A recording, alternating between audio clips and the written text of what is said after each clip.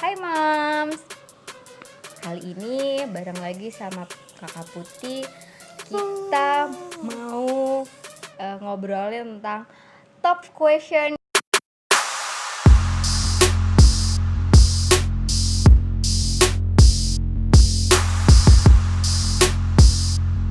Udah siap nih dengan top question yang Siap.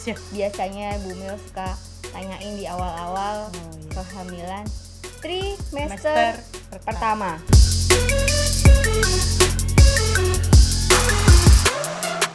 Perkenalkan sekali lagi, Kak Putih, mahasiswi di mana, jurusan apa, sudah semester berapa, supaya moms di rumah yakin bahwa informasi yang didapat nanti insya Allah ada dasarnya nih, karena yang ngomong mahasiswi kesehatan.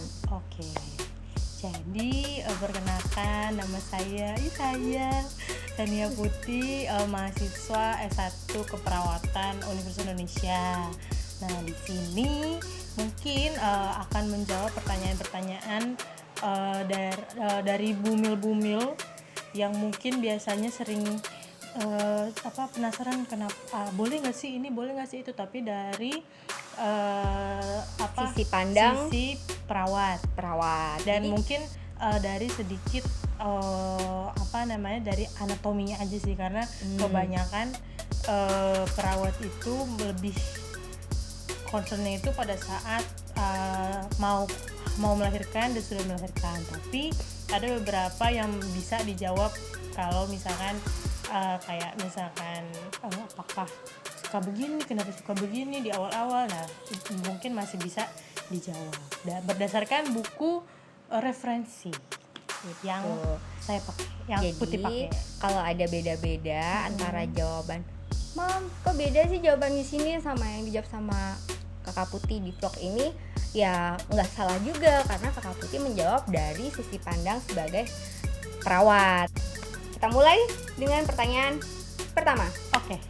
Nih, yang suka ditanyain dan ini berasa banget nih dirasain.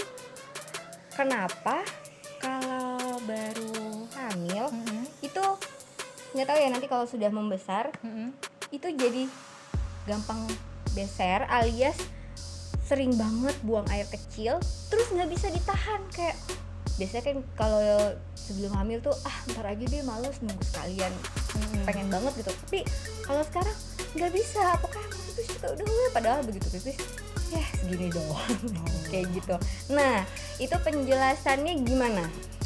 Oke, kalau misalkan kenapa nggak bisa nahan pipis sekarang dan mungkin lebih sering pipis atau buang air kecil, biasanya itu karena dari anatominya sih sebenarnya. Karena untuk perempuan hamil kan itu yang membesar adalah rahimnya ya. Oke.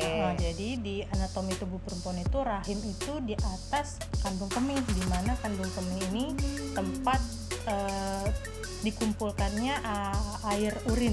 Oke. Jadi kalau misalkan dibandingkan wanita yang belum hamil atau yang tidak sedang hamil, wanita hamil itu kandung kemihnya lebih tertekan oleh si rahimnya.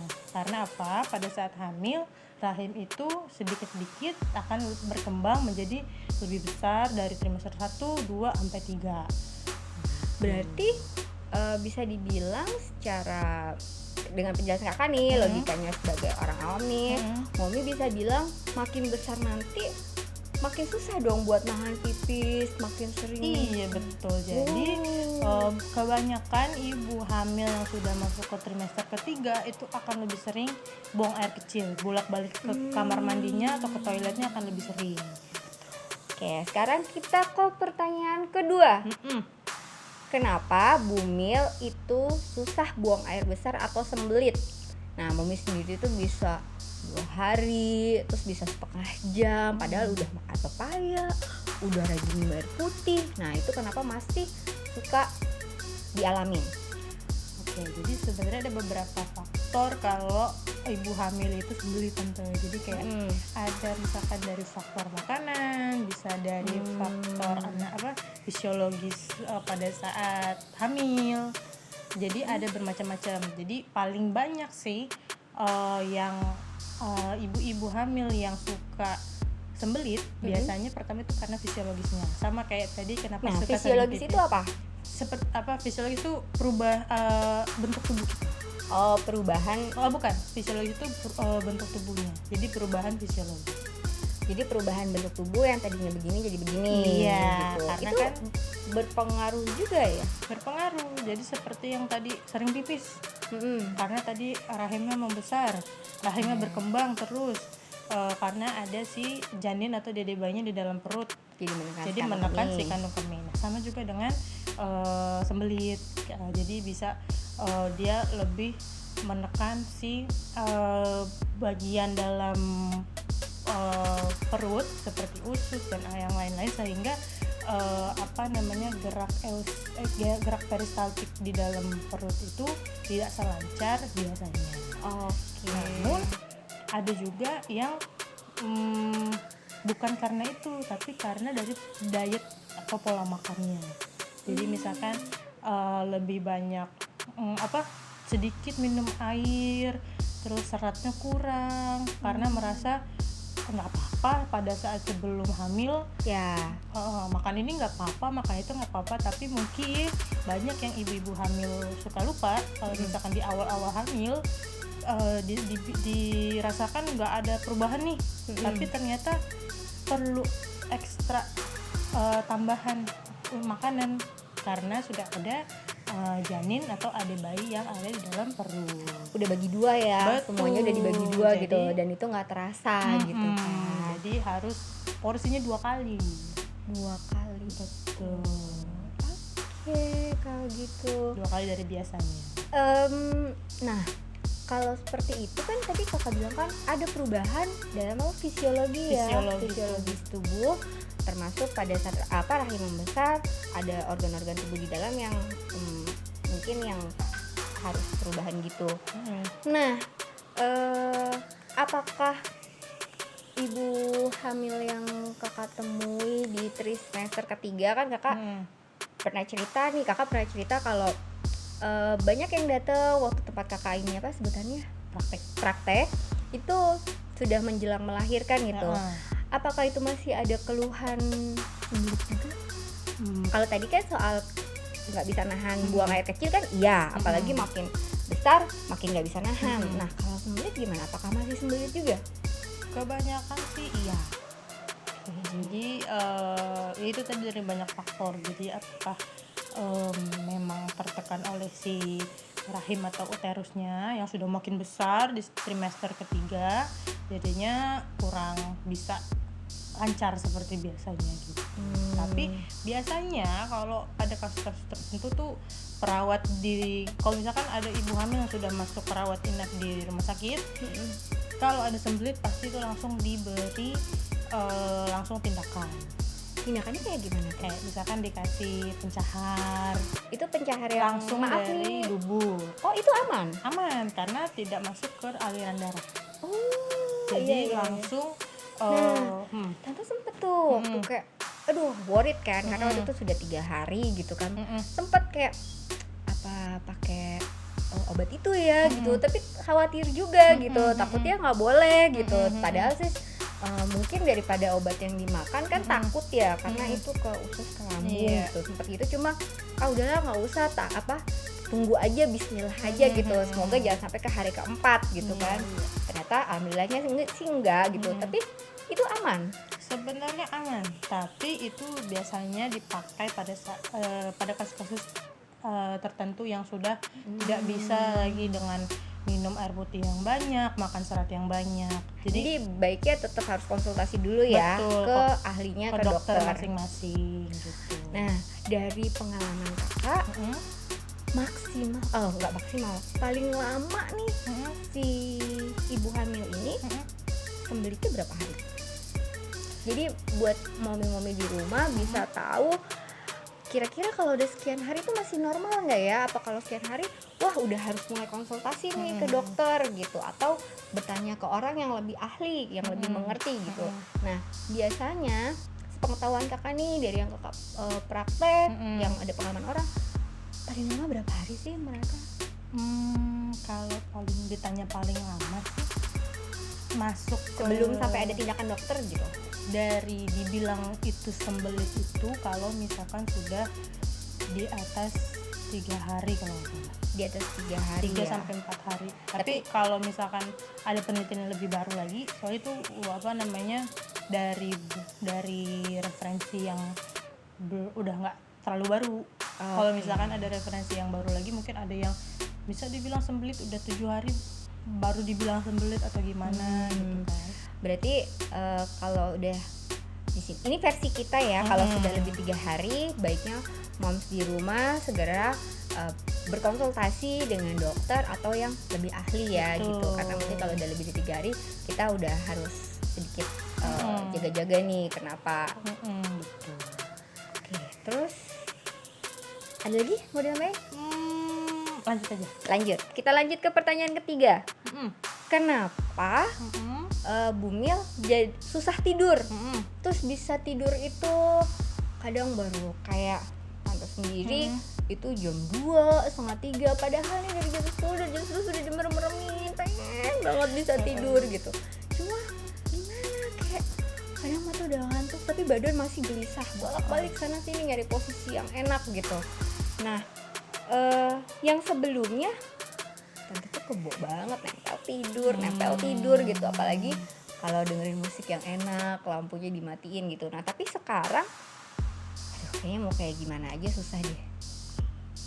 Oke, jadi biasanya sih kalau kayak gitu susah tidur itu biasanya banyak faktornya, karena yang tadi balik lagi ke perubahan fisiologis dari ibu hamil, dari tubuh ibu hamil ini. Ya, kita udah sampai di pertanyaan terakhir nih. Pertanyaannya tuh, kenapa kalau ibu hamil suka gerah alias panas?